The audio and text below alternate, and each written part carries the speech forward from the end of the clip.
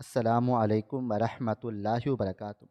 میں اور میرا دوست لڑکیوں کو اغوا کر کے کوٹھے پر بھیجتے اور جو پیسے ملتے آدھے آدھے بانٹ لیتے۔ ایک روز بیوی کی طبیعت خراب تھی، اسے لیے میں اس کے ساتھ نہ جا سکا۔ سارا دن ہسپتال میں گزر گیا۔ شام کو جب گھر پہنچا تو پتہ چلا میری بیٹی کالج سے گھر نہیں لوٹی۔ میں بہت پریشان تھا۔ اسی وقت دوست کا فون آیا کہ آج سونے کی چڑیا ہاتھ لگی تھی، 1 لاکھ روپے ملے ہیں۔ اور پھر ساتھ ہی اس نے فون پر ایک تصویر بھیجی جسے دیکھ کر میرے رونگٹے کھڑے ہو گئے، کیونکہ کوریڈور میں بیٹھا میں اپنی بیوی کی زندگی کے لیے دعائیں مانگ رہا تھا۔ میری بیوی پچھلے کچھ سالوں سے بہت زیادہ بیمار تھی، اسے کینسر تھا اور وہ کسی نہ کسی طرح زندگی کی بقا کے لیے جنگ لڑ رہی تھی۔ اب بھی اچانک اس کی طبیعت بگڑ گئی تھی اور میں اسے ہسپتال لے کر آ گیا تھا۔ ڈاکٹر اس کا چیک اپ کر رہے تھے اور میں بس یہی دعا مانگ رہا تھا کہ میری بیوی کو کچھ نہ ہو۔ میرے لیے میری بیوی اور میری بیٹی ہی سب کچھ تھی۔ ان دونوں کی خاطر میں کسی بھی حد تک جا سکتا تھا۔ میں نے اپنی بیوی کے لیے صحیح اور غلط کے فرق کو بھی بھلا دیا تھا، اور اس کے علاج کے لیے میں نے ہر وہ راستہ غلط اختیار کر لیا جس کے بارے میں شاید میں نے کبھی تصور بھی نہیں کیا تھا۔ اب بھی میں بس یہی دعا کر رہا تھا کہ میری بیوی ٹھیک ہو جائے اور وہ کینسر جیسے بیماری سے اپنی زندگی کے لیے جیت جائے۔ میری آنکھوں میں آنسو تھے اور بہت پریشانی کے عالم میں بار بار ایک ہی دعا کو دہرا رہا تھا کہ میرا فون بجنے لگا۔ میں نے فون دیکھا تو میرا دوست دانش تھا۔ میں نے جلدی سے فون اٹھا لیا۔ میں جانتا تھا کہ آج وہ تنہا کام کے لیے نکلا ہے، ہو سکتا ہے اسے کوئی مشکل پیش آ سکتی، اس لیے میں نے جلدی سے فون کان پر لگایا تو دانش کہنے لگا، یار آج تو کیوں نہیں آیا؟ اکیلے کسی لڑکی کو قابو کرنا بہت مشکل ہو جاتا ہے۔ میں نے اسے بتایا کہ میں ہسپتال میں ہوں، بیوی کی حالت ٹھیک نہیں ہے۔ یہ سن کر وہ کہنے لگا، اچھا میں اکیلے ہی کسی نازک چڑیا کو قابو کر لوں گا، تجھے بھی پیسوں کی ضرورت ہوگی، اگر کوئی قابو آ جائے تو میں شام تک تجھے پیسے بھجوا دوں گا۔ میں نے دانش سے کہا، دیکھ یار کوئی حسین چڑیا تلاش کرنا تاکہ پیسہ اچھا خاصا ملے، مجھے بیوی کے علاج کے لیے پیسوں کی بہت ضرورت ہے، تجھے تو معلوم ہے تیری بھابھی کس حالت میں ہے۔ دانش کہنے لگا، فکر نہ کر یار، میں خود اکیلے سب کچھ سنبھال لوں گا اور شام تک تجھے پیسے بھی مل جائیں گے۔ اس کی بات سن کر میں مطمئن ہو گیا تھا اور میں نے فون رکھ دیا تھا۔ دانش میرا کئی سال پرانا دوست تھا، ہم دونوں مل جل کر کام کرتے تھے، لیکن ہماری دوستی گھر کے باہر کی تھی۔ ہم نے کبھی ایک دوسرے کے گھر میں قدم نہیں رکھا تھا اور نہ ہی ایک دوسرے کی فیملیز کو دیکھا ہوا تھا۔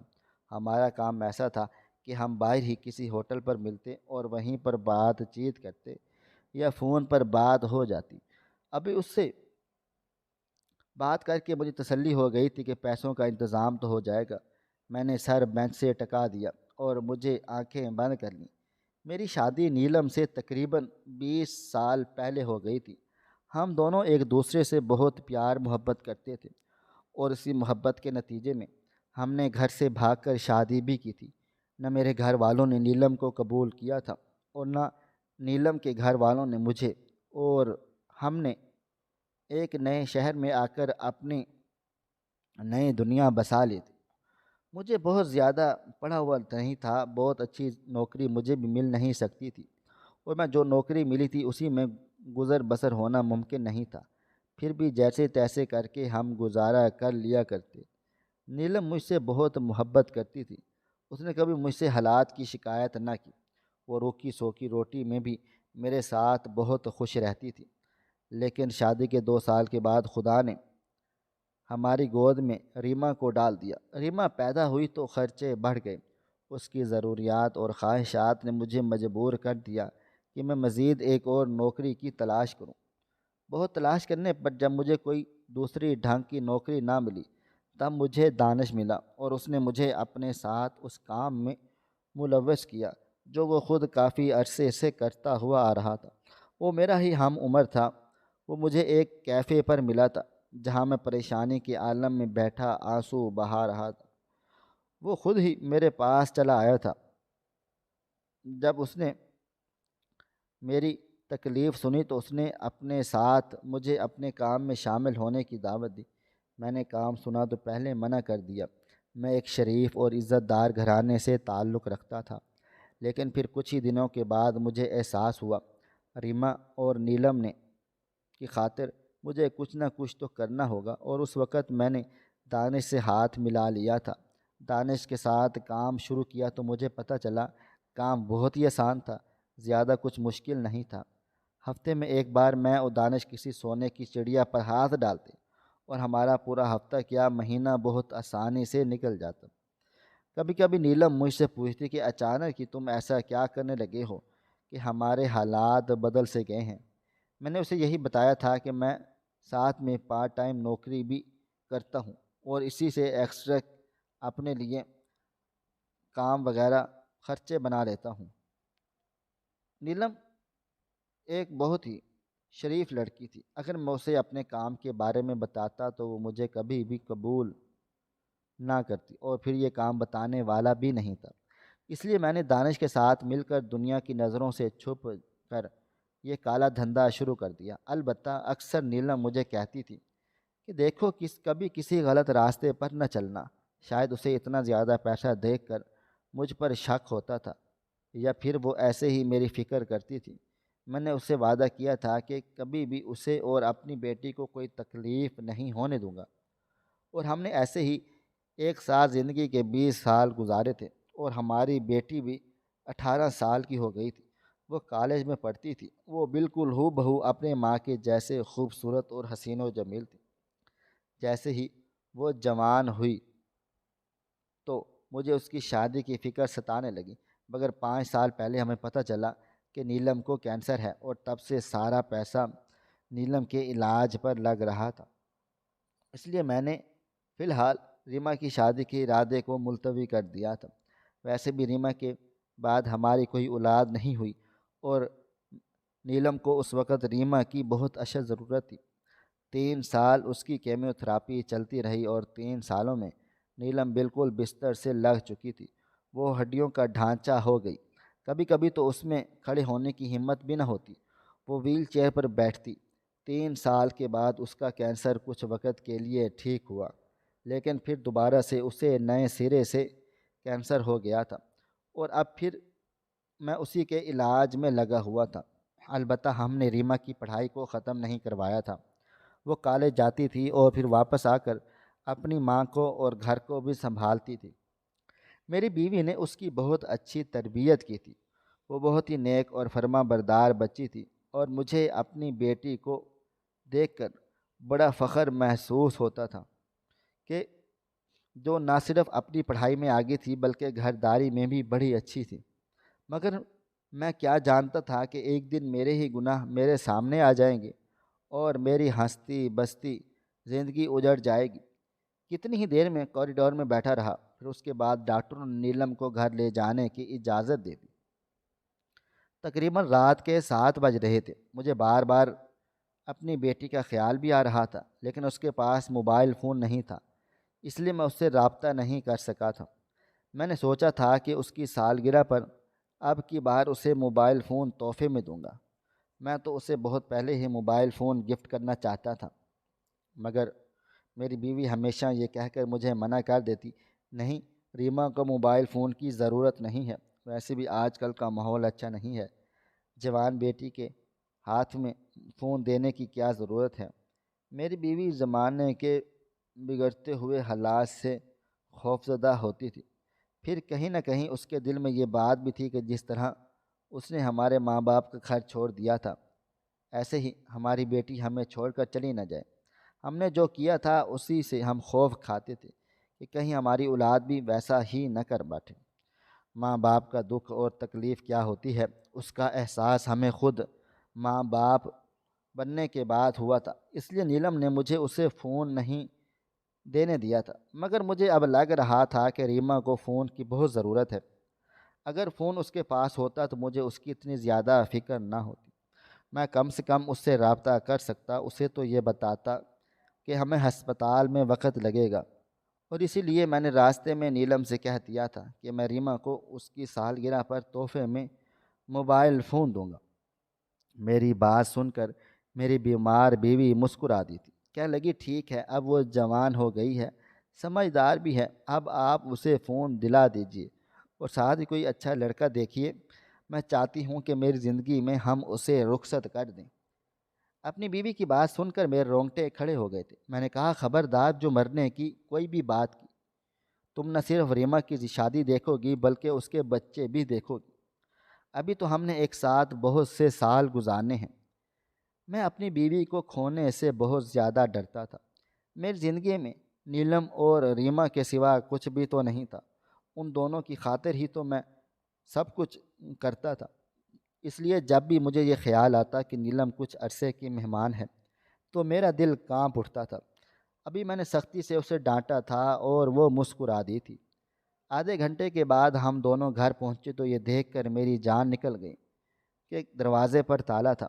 میں جب نیلم کو ہسپتال لے کر گیا تو میں نے تالا لگایا تھا۔ گھنٹے کے بعد ریما کو کالے سے واپس لوٹنا تھا اور اس کے پاس گھر کی چابی ہوتی تھی، لیکن شاید ریما گھر نہیں پہنچی، اس لیے گھر کے دروازے پر ابھی تک تالا لگا ہوا تھا۔ لیکن اگر میری بیٹی گھر نہیں آئی تھی تو وہ کہاں چلی گئی؟ میں نے پاس پڑوس کا دروازہ بجایا اور پوچھا تو سب نے یہی کہا کہ آج ریما کالے سے واپس نہیں لوٹی۔ ہمیں لگا کہ شاید وہ آپ کے ساتھ ہسپتال میں ہوگی۔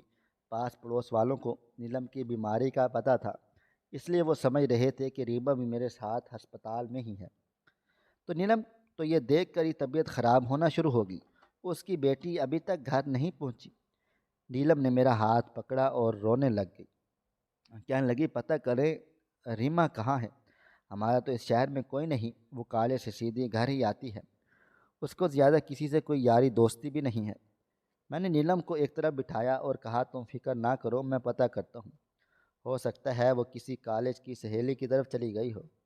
میں نے نیلم سے اس کی دونوں دوستوں کا پتہ پوچھا اور خود تلاش کرنے کے لیے نکلنے لگا، لیکن نیلم ضد کرنے لگی کہ میں بھی ساتھ چلوں گی۔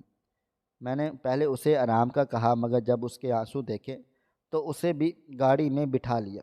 پھر ہم باری باری ریما کی دوستوں کے گھر چلے گئے، لیکن دونوں نے کہا کہ وہ کالے سے ہمارے ساتھ ہی نکلی تھی۔ پھر ہمارے راستے الگ ہو گئے، وہ گھر کی طرف چلی گئی اور اسے گھر ہی تو جانا تھا، اس نے کہیں اور جانے کی بات ہی نہیں کی تھی۔ یہ سن کر میری سر کی رگیں درد کرنے لگ گئی تھیں۔ میں اپنے ہاتھ سے اپنی کن پٹی دبائی اور گاڑی میں آ کر بیٹھا تو نیلم پوچھنے لگی کیا ہوا، ریما کی دوستیں کیا کہہ رہی ہیں؟ اس کی حالت ایسی نہیں تھی کہ میں اسے کوئی بھی بری خبر سناتا، لیکن مجبوری تھی، اس لیے میں نے اسے بتا دیا کہ ان دونوں کو معلوم نہیں وہ کہاں ہے۔ یہ سن کر نیلم پھوٹ پھوٹ کر رونے لگ گئی، اس کی طبیعت خراب ہونے لگی۔ میں نے اسے سمجھایا کہ یہ رونے کا وقت نہیں ہے، اگر تمہاری طبیعت خراب ہوئی تو ریما کو تلاش کرنے کی بجائے مجھے ہسپتال جانا پڑے گا۔ میری بات سن کر اس نے خود کو سنبھال لیا تھا۔ میں یہاں وہاں گاڑی دوڑا رہا تھا، سمجھ میں نہیں آ رہا تھا کہ کہاں جاؤں، کہاں تلاش کروں، اس شہر میں ہمارا تھا ہی کون؟ اتنے میں دانش کا فون آنے لگا، میں نے اس کا فون ہی کاٹ دیا۔ یہ وقت کام کی بات کرنے کا نہیں تھا، مجھے اپنی بیٹی کی تلاش تھی۔ میں نے پھر وہی 3-4 چکر کالی سے گھر تک مارے لیکن کچھ پتہ نہ چلا، اور پھر دوبارہ دانش کا فون آنے لگا۔ میں نے فون اٹھا کر کان سے لگایا اور کہا یار میں بڑی مشکل میں ہوں، بیٹی کا کچھ پتہ نہیں، نہ جانے کہاں چلی گئی، میں بعد میں بات کرتا ہوں۔ وہ کہنے لگا تم پریشان نہ ہو، مجھے بتاؤ تم کہاں ہو، میں آ جاتا ہوں، مل کر تلاش کر لیں گے۔ ویسے بھی آج بہت ہی خوبصورت سونے کی چڑیا ہاتھ لگی تھی، سودا بھی ٹھیک ٹھاک ہوا ہے، میں تمہیں تمہارے پیسے بھی دے دوں گا، ₹1,00,000 تمہارے حصے میں آئے گا۔ یہ سن کر میں دنگ رہ گیا تھا، کیونکہ آج تک کبھی میرے حصے میں اتنا پیسہ نہیں آیا تھا، زیادہ سے زیادہ ₹50,000 میرے حصے میں ہی آتا تھا۔ میں نے اسے اپنی لوکیشن بتائی اور اپنے گھر کے پاس بلا لیا۔ نیلم بھی گاڑی میں موجود تھی۔ عام حالات میں کبھی نیلم کو دانش سے نہ ملواتا، لیکن اس وقت مجبوری تھی۔ دانش آیا تو نیلم نے اپنے منہ پر دوپٹہ ڈال دیا اور بس سلام دعا کر کے اس نے منہ پھیر لیا۔ میری بیوی اتنی شریف اور عزت دار عورت تھی، اس نے کبھی کسی دوست کے سامنے آنے کی کوشش نہ کی تھی۔ دانش مجھ سے پوچھنے لگا بیٹی کہاں ہے، کہاں سے غائب ہوئی ہے؟ آج تک کبھی کھل کر ہمارے بچوں کو لے کر کوئی بات نہ ہوئی تھی، اور نہ ہی میں جانتا تھا کہ دانش کے کتنے بچے ہیں، کیا کرتے ہیں، نہ ہی اسے کچھ معلوم تھا۔ میں نے اسے بتایا کہ میری بیٹی کا نام ریما ہے، وہ 18 سال کی ہے، کالج میں پڑھتی ہے۔ میں ہسپتال میں تھا، اسے گھر واپس لوٹنا تھا، مگر جب میں رات کو گھر پہنچا تو گھر پر تالا تھا اور پتہ چلا کہ وہ تو کالج سے لوٹی ہی نہیں۔ پتہ نہیں یار کہاں چلی گئی۔ میں بہت زیادہ فکر مند تھا۔ کچھ دیر تک دانش خاموش رہا اور پھر کہنے لگا، آج جو سونے کی چڑیا میرے ہاتھ لگی ہے اس کا تعلق اسی کالج سے ہے جس کا تم نام بتا رہے ہو۔ پھر دانش نے اپنا موبائل فون نکال کر اس لڑکی کی تصویر مجھے دکھائی جس کا سودا وہ ایک کوٹھے پر کر آیا تھا اور بدلے میں 2 لاکھ روپے لے کر آیا تھا۔ لیکن جیسے ہی میں نے اس تصویر پر پڑی، میرے قدموں سے زمین نکل گئی۔ میں نے دانش کو گریبان سے پکڑ لیا اور کہا، یہ میری بیٹی ریما ہے، تو نے کیا کیا اس کے ساتھ؟ کہاں بیچ دیا میری بیٹی کو؟ میری بات سن کر وہ گھبرا گیا، کہنے لگا، مجھے کیا معلوم یہ تیری بیٹی ہے، میں تو بس اسے اکیلے کالج سے واپس گھر لوٹتے ہوئے دیکھا تو مجھے لگا یہ بہت ہی حسین لڑکی ہے، اگر اسے کوٹھے پہ لے جا کر بیچوں گا تو خوب پیسے ملیں گے۔ اور ایسا ہی ہوا۔ میں اسے لے کر کوٹھے پر پہنچا تو نور جہاں پائی اسے دیکھتے ہی دانی دیوانی ہو گئی۔ اس نے منہ مانگی قیمت دی اور 2 لاکھ روپے مجھے پکڑا دیے۔ کہنے لگی، ایسا نایاب ہیرا تو کبھی کبھی ہی ملتا ہے۔ میں دانش کے منہ پر ایک تھپڑ مارا اور کہا، تو نے ہی میری بیٹی کا سودا کر دیا، تجھے ذرا بھی شرم نہ آئی؟ 1 لاکھ روپے میں میری گاڑی میں پڑے تھے۔ دانش کہنے لگا، تو نے بھی تو برابر کا حصہ لیا ہے، ہم ہمیشہ دوسروں کی بیٹیوں کو بیچتے چلے آئے ہیں جب تو تجھے تکلیف نہیں ہوئی۔ آج سے پہلے کبھی اس کام پر شرم کی ہے؟ آج اپنی بیٹی کی بات آئی تو مجھ پر ہاتھ اٹھا رہا ہے۔ وہ غصے میں باولا ہو رہا تھا اور نیلم جو گاڑی میں بیٹھی تھی وہ سارا منظر دیکھ کر نیچے اتر آئی تھی۔ اس کے چہرے سے دوپٹہ ہٹ گیا تھا۔ وہ پریشانی کے عالم میں پوچھ رہی تھی کہ کیا ہوا ہے۔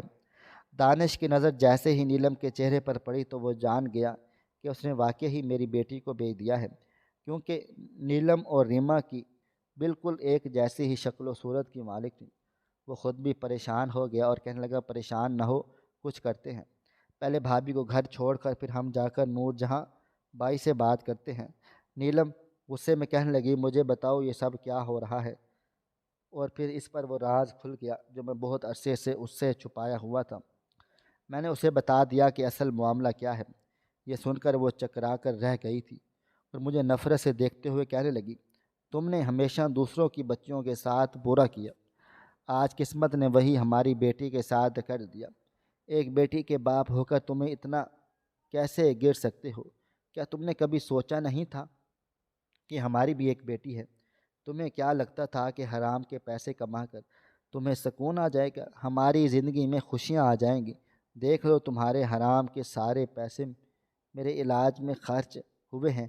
تمہیں اب بھی سمجھ نہیں آ رہا کہ یہ سب کچھ تمہاری حرام کی کمائی کی وجہ سے ہو رہا ہے؟ نیلم مجھے ہی برا بھلا کہہ رہی تھی اور میں شرمندگی سے سر جھکا چکا تھا۔ میں نیلم سے معافی مانگنے لگا، پھوٹ پھوٹ کر روتے ہوئے میرا گریبان پکڑا اور کہنے لگی، مجھے میری بیٹی واپس چاہیے ہے، میں تم جیسے شخص کو کبھی معاف نہیں کر سکتی۔ بڑی مشکل سے میں نے نیلم کو سنبھال کر گھر پہنچایا تھا۔ اس کی طبیعت کافی بگڑ گئی تھی۔ ریما کی فکر تو میرے بھی ہوش اڑا دیے تھے، تو وہ تو پھر بھی ماں تھی۔ میں اس سے وعدہ کیا کہ میں ریما کو صحیح سلامت گھر واپس لاؤں گا۔ پھر اپنے دوست کے ساتھ سیدھے نور جہاں بائی کے کوٹھے پر پہنچ گیا۔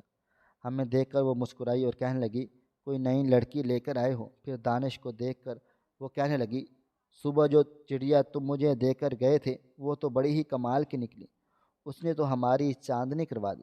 یہ سننا تھا کہ میرے ہوش اڑ گئے۔ میں نے فوراً سے کہا کہ ہمیں وہ لڑکی واپس چاہیے ہے، آپ اپنے پیسے واپس لے لیں۔ میری بات سن کر نور جہاں بائی حیرت سے مجھے دیکھا اور کہنے لگی، کیا تمہیں کوٹھے کا اصول نہیں پتہ؟ یہاں کوئی لڑکی ایک بار آ جائے تو یہاں کی دیواروں سے باہر کو نہیں جا سکتی، اور پھر تو وہ سونے کی چڑیا ہے، اسے تمہیں کیسے کسی صورت حوالے نہیں کروں گی۔ پتہ نہیں اس کے آنے کے 1 گھنٹے کے بعد اس کی ایسی قیمت لگی جو آج تک کسی کوٹھے کی کسی لڑکی کی نہیں لگی۔ وہ تو انمول ہیرا ہے، میں اس کوٹھے کو خوب روشن کرے گی۔ نور جہاں بائی بہت ہی خوش نظر آ رہی تھی۔ جبکہ میرے قدموں تلے سے زمین نکل گئی۔ دانش کہنے لگا، نور جہاں بھائی وہ لڑکی ہم نے غلطی سے آپ کے حوالے کر دی ہے۔ ہم کسی اور لڑکی کو لانے والے تھے، لیکن غلطی سے وہ آ گئی، اور وہ فروخت کرنے کے لیے نہیں، وہ یاسر کی بیٹی ہے۔ یاسر کی بیوی بہت بیمار ہے، وہ کینسر کی مریضہ ہے، اپنی بیٹی کے لیے پریشان ہے۔ غلطی سے ہم اپنی بچی کو آپ کے حوالے کر دیا ہے۔ آپ اپنے پیسے واپس لے لیں اور ہماری بچی ہمیں دے دیں۔ دانش ہاتھ جوڑ کر نور بھائی سے التجا کرنے لگا۔ پہلے تو نور جہاں بائی حیران ہوئی، پھر اس نے میری حالت دیکھنے لگی اور کہنے لگی، کوئی بات نہیں، بچی تمہاری ہو یا کسی اور کی، ہم تو خریدار ہیں اور تم لوگ ہی لا کر مال ہمیں دیتے ہو۔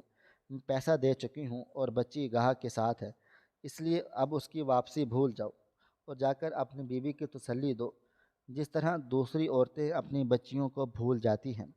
اپنی بیوی سے کہو کہ وہ بھی بھول جائے۔ ریما گاہک کے ساتھ ہے۔ یہ سن کر میرے سر پر آسمان گر پڑا تھا۔ میں غصے میں کھڑا ہوا اور کہا، نور جہاں بھائی، سیدھی طرح میری بیٹی کو مجھے واپس کر دو، ورنہ میں اس کوٹے کا حشر بگاڑ دوں گا۔ غصے میں عالم میں نے اپنے جیب میں رکھا پسٹل نکالا اور نور جہاں بائی کے ماتھے پر لگا دیا تھا۔ وہ ایک دم ہی گڑبڑا سی گئی تھی۔ ہم یہاں بہت سالوں سے آ رہے تھے، اس لیے نہ ہماری چیکنگ ہوتی تھی اور نہ ہی ہم سے اسلحہ لیا جاتا تھا۔ اس لیے میں نے موقع کا فائدہ اٹھایا اور اسے ٹارگٹ کرتے ہوئے کہا، اگر میری بیٹی کو فوراً یہاں نہیں بلایا گیا تو میں یہ ٹریگر دبا دوں گا۔ میری بات سن کر اس نے ملازمہ کو اشارہ کیا اور کچھ دیر کے بعد ملازمہ دوڑتی ہوئی چلی آئی اور کہنے لگی، اس لڑکی نے اپنی نس کاٹ لی ہے، گاہک بھی پریشان کھڑا ہے اور وہ لڑکی بے ہوش ہے، چاروں طرف خون ہے۔ یہ سننا تھا کہ میں اندر کی طرف دوڑا اور دیکھا میری بیٹی فرش پر پڑی تھی، اس کا خون چاروں طرف پھیل گیا تھا۔ اس نے اپنی عزت گنوانے کی بجائے اپنی جان دینا مناسب سمجھا۔ میں اسے گود میں اٹھاتا باہر نکلا اور نورجہاں بائی کو دانش سے سنبھالا، اسے گاڑی میں لے کر ہسپتال پہنچا اور پھر وہاں پر بڑی مشکل سے اس کا علاج شروع ہو گیا۔ خودکشی کا معاملہ تھا، اس لیے کوئی ہاتھ نہیں لگا رہا تھا، مگر میں نے بہت منت سماجت کی اور تب کہیں جا کر اس کا علاج شروع ہوا۔ پھر وہ ہوش میں چلی آئی تو میں نے اسے سینے سے لگا لیا۔ وہ پھوٹ پھوٹ کر رونے لگی۔ میں نے اسے تسلی دی اور گھر لے کر نیلم کے پاس پہنچا تو نیلم اس کے گلے لگ کر رونے لگ گئی۔ ماں بیٹی ایک دوسرے سے مل کر آنسو بہا رہے تھے اور میں کسی مجرم کی طرح سر جھکائے پیچھے دروازے پر ہی کھڑا ہوا تھا۔ جانتا تھا اب میری بیوی کبھی مجھ سے محبت نہیں کرے گی اور نہ ہی وہ مجھ پر اعتبار کرے گی۔ اپنی بیٹی کو اس کوٹھے پر دیکھ کر میری جان نکل گئی تھی اور مجھے سمجھ آ گیا تھا کہ میں اب تک دوسروں کو کیسی تکلیف پہنچائی ہے۔ جب وہ دونوں خاموش ہو گئے تو میری بیٹی نے میری بیوی کو اس کمرے میں پہنچا دیا۔ میری بیٹی کچھ نہیں جانتی تھی اور نہ ہی میری بیوی نے اس کے سامنے کچھ کہا تھا، لیکن جب وہ واپس لوٹی تو بہت غصے میں تھی۔ کہنے لگی، میں تمہاری شکل نہیں دیکھنا چاہتی، مجھے حرام کی کمائی کی ضرورت ہے، تم یہاں سے جا سکتے ہو، اور اگر تم نہیں جاؤ گے تو میں اپنی بیٹی کو لے کر صبح ہی چلی جاؤں گی۔ میں اپنی بیوی کے قدموں میں بیٹھ گیا تھا اور کہا، مجھ سے غلطی ہو گئی، مجھے معاف کر دو۔ وہ کہنے لگی، غلطی نہیں، تم نے گناہ کیا ہے۔ خود کی بیٹی پر بات آئی تو تمہیں یہ احساس ہو رہا ہے کہ تم سے یہ غلطی ہو گئی؟ تم نے سوچا بھی کیسے کہ تم کتنی لڑکیوں کی زندگی کو برباد کرو گے؟ کتنے ماں باپ کو تکلیف پہنچائی، کتنے لوگوں کی بد دعائیں ہمارے پیچھے ہیں۔ کیا تمہیں لگتا ہے کہ تمہارے یہ سب کرنے کے بعد میں ٹھیک ہو جاؤں گی؟ کیا پتہ کس ماں باپ کی بد دعا ہمیں لگ گئی ہو جو ہماری جان زندگی سے سکون ختم ہو گیا ہے۔ جب میں نے اور تم نے یہ شادی کی تھی تو ہم نے کتنی محبت سے ایک دوسرے کے ساتھ رہتے تھے۔ اللہ نے بیٹی بھی ہماری گود میں ڈال دی تھی، لیکن تم ناشکری کے گناہ کے راستے پر چل پڑے۔ میں نے تمہیں ہمیشہ کہا کہ کوئی غلط کام نہ کرنا، لیکن پھر بھی تم نے ایسا گناہ کیا شاید جس کی کوئی بھرپائی نہ ہو سکی تھی۔ میرے ساتھ جو ہونا تھا وہ تو ہو گیا۔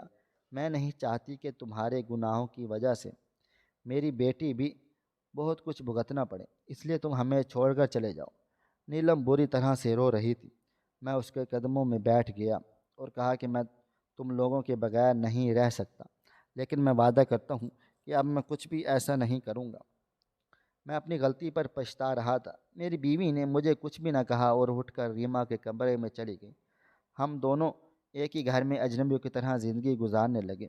میں نے دانے سے اپنا ہر رابطہ ختم کر دیا تھا اور وہ شاید اب بھی اسی کام میں لگا تھا، لیکن اب میں یہ غلط کام کر نہیں سکتا تھا۔ میں چاہتا تھا کہ میں محنت کرنی شروع کر دوں۔ دھیرے دھیرے نیلم کی صحت بہتر ہونے لگی۔ ڈاکٹر نے بتایا کہ اس کا کینسر ختم ہو گیا ہے اور کچھ عرصے میں وہ پوری طرح ٹھیک ہو جائے گی۔ ہم نے اپنی بیٹی کا ایک اچھے گھر میں رشتہ دیکھ کر اس کی شادی بھی کر دی تھی۔ کچھ سال گزرے تو نیلم نے مجھے معاف کر دیا، مگر سچ تو یہ ہے کہ میں آج بھی اپنے گناہوں پر پچھتاتا ہوں۔ میں کبھی وہ رات نہیں بھول سکتا جب میں اپنی بیٹی کے لیے دیوانوں کی طرح یہاں وہاں پھر رہا تھا، اور جب میں اپنی بیٹی کو نور جہاں کے بائی کے کوٹھے پر دیکھا تھا تو مجھے لگا تھا جیسے میں ہمیشہ کے لیے مٹی میں دفن ہو گیا۔ اپنی اولاد کو ایک ایسی جگہ دیکھ کر میری روح فنا ہو گئی، اور مجھے اس وقت یہ احساس ہو گیا تھا کہ میں نے آج تک لوگوں پر کیسا ظلم کیا ہے۔ ہماری یہ آج کی کہانی آپ کو کیسی لگی؟ کمنٹ باکس میں اپنی رائے کا اظہار ضرور کریں، اور مزید اس طرح کے سبق آموز کہانیاں سننے کے لیے ہمارے چینل کو سبسکرائب کر لیں۔ شکریہ۔ اللہ حافظ۔